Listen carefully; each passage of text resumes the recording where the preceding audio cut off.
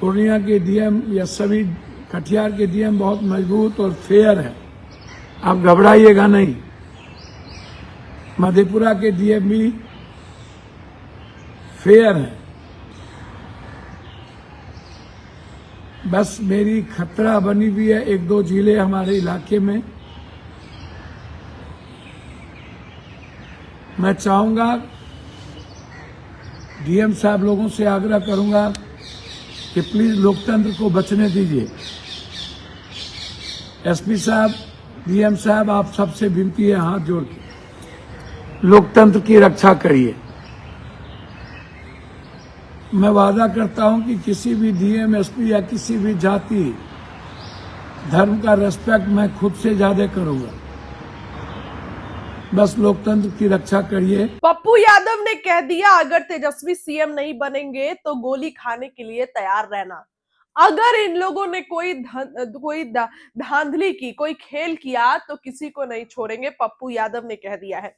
दोस्तों, पप्पू यादव सांसद है, कांग्रेस के खुद को दीवाना बताते हैं और इस बार तो तेजस्वी दमदाहा पहुंचे, पूर्णिया पहुंचे, तो वहां पर पप्पू यादव भी पहुंचे थे संतोष कुशवाहा के पक्ष में प्रचार करने, जो कि लोकसभा में उनको जिताए भी थे, लोकसभा में हराए थे, उसी के लिए प्रचार करने के लिए। ऐसे में पप्पू यादव क्या कुछ कह रहे हैं, उनकी बातों।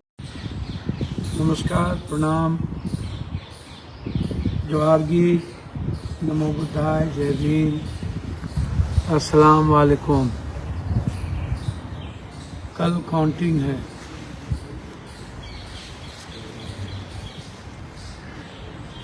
आज की रात भारी है। मैं आप सबसे आग्रह करना चाहता हूं, मैं कल ही कह चुका हूं सुबह में कि 8 और 18 तक मिनिमम महागठबंधन की सीटें हैं, मैक्सिमम 23, 24, 25 हो सकते हैं। बेईमानी यदि ना हो तो महागठबंधन की सरकार बनना तय है।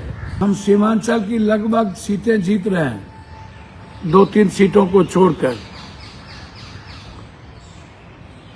एग्जिट पोल पर जाने की जरूरत नहीं है, एग्जैक्ट पोल है पप्पू यादव।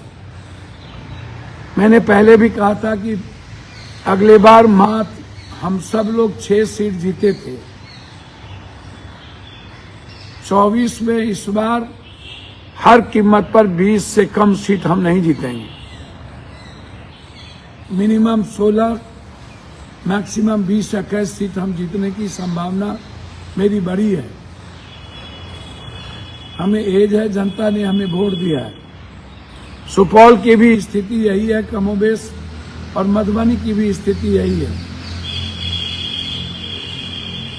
हम सरकार बनाएंगे यदि बेईमानी चोरी ना करे। हम नीतीश जी से जरूर कहें कि अपने घर वापसी आइए, हम आपका स्वागत करेंगे। आपको ये लोग कभी भी दिल से एक्सेप्ट नहीं करता है, ये इंतजार में रहता है कि कब मैं आपका सफाया करो। हमारे भाई, हमारे बेटे निशांत को आप एक मौका दें ताकि वो मंत्रिमंडल का हिस्सा हो। वो अच्छा काम करेगा, अच्छा प्रगति करेगा, आगे भी बढ़ेगा। और बीजेपी कभी नहीं चाहेगी कि निशांत जदयू पार्टी के साथ आगे बढ़े। आपकी पार्टी को बीजेपी हमेशा या तो विलय करा लेना चाहेगी या तो खत्म करना चाहेगी। इसीलिए यही वक्त है हम सबको मिल करके बीजेपी को समाप्त करने की। अंतिम में मैं आपसे कहना चाहूंगा कि हर कीमत पर आज से रात तक आप लोग किसी भी कीमत पर स्ट्रांग रूम को नहीं छोड़िएगा।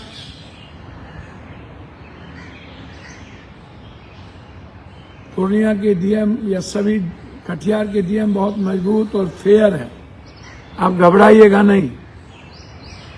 मधेपुरा के डीएम भी फेयर है। बस मेरी खतरा बनी हुई है एक दो जिले हमारे इलाके में। मैं चाहूंगा, डीएम साहब लोगों से आग्रह करूंगा कि प्लीज लोकतंत्र को बचने दीजिए। एसपी साहब, डीएम साहब, आप सबसे विनती है हाथ जोड़ के लोकतंत्र की रक्षा करिए।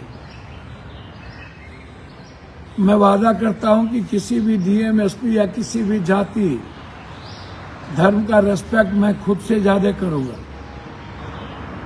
बस लोकतंत्र की रक्षा करिए। मेरा सिर्फ इतना ही आज कहना था कि देखा गया है कि जब आप, अच्छा हाँ, छोटे कद के एजेंट को मत रखिएगा, सभी लंबे लंबे कद के एजेंट रखिएगा, ताकि वो जो जाली लगा देता है तो वो दिक्कत होती है। यदि छोटे कद के एजेंट को आप रखे हैं तो उसको बदल दीजिए आज ही, अभी। हर कीमत पर उसको, उसका ख्याल रखिए और कोशिश करिए कि जो निर्दलीय चुनाव लड़ रहे हैं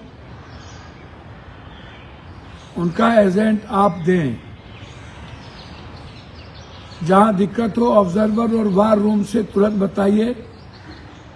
बाहर में अपना एक एक लॉयर रखिए ताकि अविलंब फैक्स कर सके चुनाव आयोग को और वार रूम को। सभी कांग्रेस के प्रभारी अपने अपने जिले पहुंच रहे हैं। मैं उम्मीद करता हूं कि सभी प्रभारी जी का सहयोग लीजिए। और सबसे ज्यादा मेरा आग्रह है कि कल सुबह से ही आपका जन समर्थन इतनी भरी रहे कि कोई हिम्मत न कर सके बेईमानी करने की। किसी भी कीमत पर रात का इंतजार ना हो, इसका ख्याल रखिएगा। रात में इन लोगों की चोरी की गुंजाइश बढ़ जाती है और बिना सर्टिफिकेट लेके नहीं निकलिएगा। मैं सारे कैंडिडेट से आग्रह करूंगा कि आप बाहर मत आइएगा, आप भीतर में ही बैठे रहिएगा, अन्यथा पूर्णिया का चुनाव हरा दिया जाता यदि हम बैठे नहीं रहते। आप समझिए, पूर्णिया का चुनाव जनता की हिम्मत और हमारे पेशेंस के कारण हुई। बाहर में लाखों लोग मरने को तैयार थे और शायद मर जाते। यदि थोड़ी भी गलती होती तो कोई नहीं बचता। इसलिए मेरा आग्रह है, जितने रावण राज हैं उसको मिटा देने की जरूरत है। पूर्णिया की जनता, सीमांचल और कोसी की जनता बहादुर है। मैं सैल्यूट करता हूं आपको, धन्यवाद देता हूं एक एक वर्कर को, एक एक साथियों को, कि आपने निस्वार्थ होकर के काम किया। मैं दिल से अपने साथी, अपने वर्कर, महागठबंधन के सभी नेता का आभार प्रकट करता हूं और साथ तौर पर जनता, गरीब का, अन्य जातियों का, माइनॉरिटीज का, विशेष तौर पर पान, ततमा, शर्मा, गोरी, निषाद, मलाह और राम जाति का मैं विशेष धन्यवाद देता हूं। और यूथ को, सभी जात के यूथ को जो बदलाव की ओर है, कोई जात नहीं थी यूथ में, मैं उसको धन्यवाद देता हूं। इस लोकतंत्र के महापर्व में आपने महागठबंधन पर और अपने बेटे पप्पू पर विश्वास किया, भरोसा जताया। मुझे नहीं पता कि इतने काम करने के बावजूद भी पूर्णिया की महिलाएं प्रॉपर क्या चाहती और क्या करूं कि वो खुश रहे, कितना करूं, कब तक जात पात के चंगुल में रहिएगा, जबकि मेरी कल्पना भी जात पात की नहीं है। मेरे लिए अब लगता है एक ही रास्ता है कि आप यदि इसी तरह जात पात करते रहेंगे तो राजनीति हमारी कोई पेशा नहीं है, छोड़ने पर मजबूर होऊंगा। आपको बधाई। इस तरह की राजनीति पुनः मैं आपसे आग्रह करूंगा, अभी से कमर कस लीजिए, यही वक्त है आजादी की। प्लीज बचा लीजिए अपने भविष्य को। ये मेरा आग्रह है। हम जीतेंगे, हमें कोई नहीं हरा सकता। हमारी सरकार बनेगी यदि आप लड़ने को तैयार होंगे। आप यदि लड़ने को तैयार नहीं होंगे, मरने का जज्बा नहीं दिखाएंगे, तो हमारी सरकार मुंह में आई हुई, जमीन पर आई हुई हमारी सरकार को छीन लेगा। कल ही मैंने सुबह लाइव सिटीज आप देख लें और भी चैनल, मैंने क्या कहा था वही शाम में गुप्ता जी ने, एक्सेस चैनल वाले ने क्या कहा है, जो पप्पू यादव जो सीट कहा है वही उन्होंने कही है। इसीलिए जो ये जो बड़े बड़े चैनल 59, 40, 50 दे रहे हैं, ये सब बकवास है।